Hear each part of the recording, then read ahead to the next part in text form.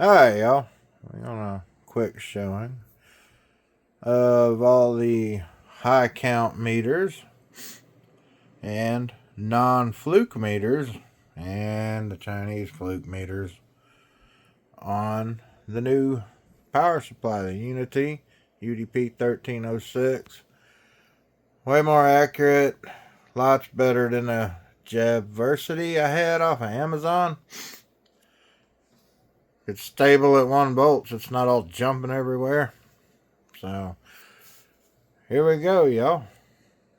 That's the ne'er-do-well 189. It don't match up with a lot. I understand these two are both within specs, but that one is too low for me. That's irritating. And this one, the Brymen, it's 6-8 months old, and it's the only one here that's been calibrated like a real calibration recently. So I'm looking for that. The 387, the old 8060A, the Zoyi, the little Aneng and 8008, and the Fluke 107. It's the most off, and this one's the most off in the opposite direction. But to be fair, I did not buy this for any multimeter use whatsoever. I wish they would just make one of these that was strictly an oscilloscope and don't have any of the multimeter stuff on it, because it's not needed. You could make a whole lot better oscilloscope if it had none of the voltmeter stuff in it.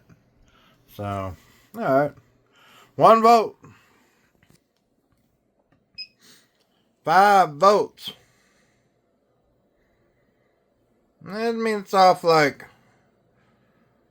3-4 millivolts, but that's enough to be irritating on the bench when all these essentially agree.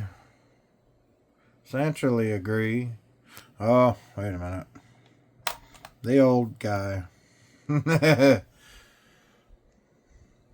The old guy. Oh, he still agrees. Oh, 4. These are the two I trust the most.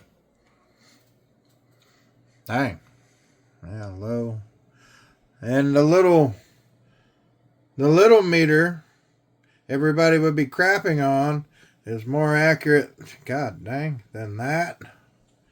And then that.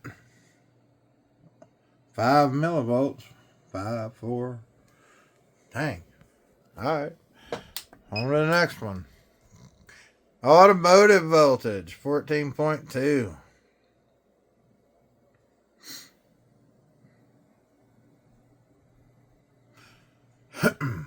Alright, y'all. And I picked this just because this is where all the 5-digit meters go to 4 digits. And wow. Sorry, y'all. Just a little showing of the high count and non-fluke meters. Y'all have a good one.